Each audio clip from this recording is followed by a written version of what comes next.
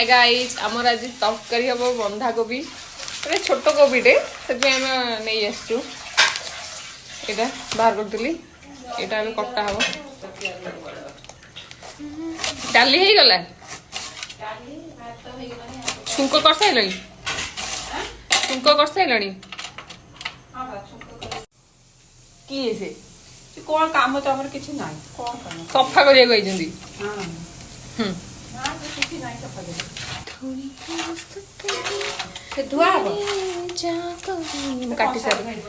बाहों को दीजिए थोड़ी फुर्सत भी मेरी जा कभी बाहों को दीजिए आज की रात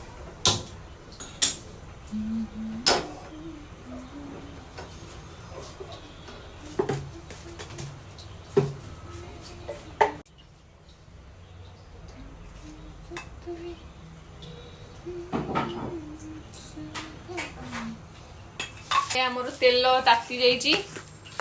चीनी चीनी डबा कहीं ना चीनी टी पकाब ये सब प्रकार डबा सेम देखा तो जना पड़े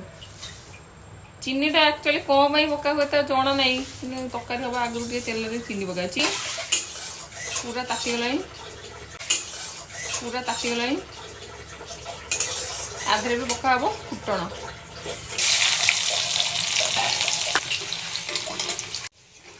पिज हो आसला ब्राउनिश कलर एबे आम पकईदबा बाटण जोटा आम मसला मसला रे बटा है पिज रसुण अदा जीरा आ टमाटो टमाटो यही सब मसला बटा है एतिकी कोबी अल्प अल्प नहीं बाकी आम पकेबा सॉल्ट टू टेस्ट स्वाद अनुसार लुण हल्दी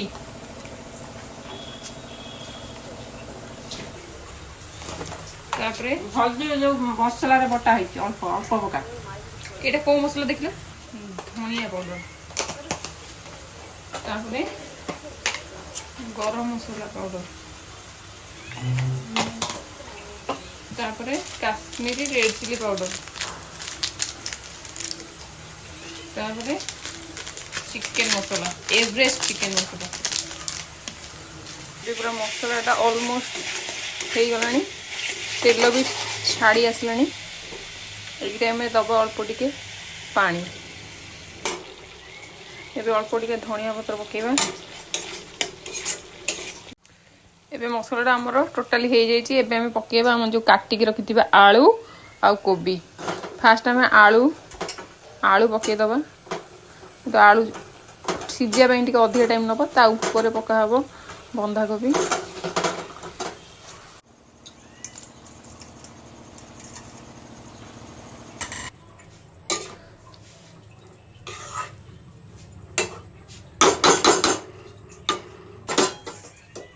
एबे देदेव अल्प टे पानी बंधा कोबी सीझापी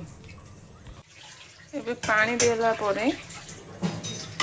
पानी एबे दिया है एबे हम याको एबे 15 मिनिट हो जाइए 15 मिनिट पर देखिए कौन है कौन ना एबे एटा ऑलमोस्ट हो आसला एबे हमर रेडी हो जाइए बंधा कोबी तरकारी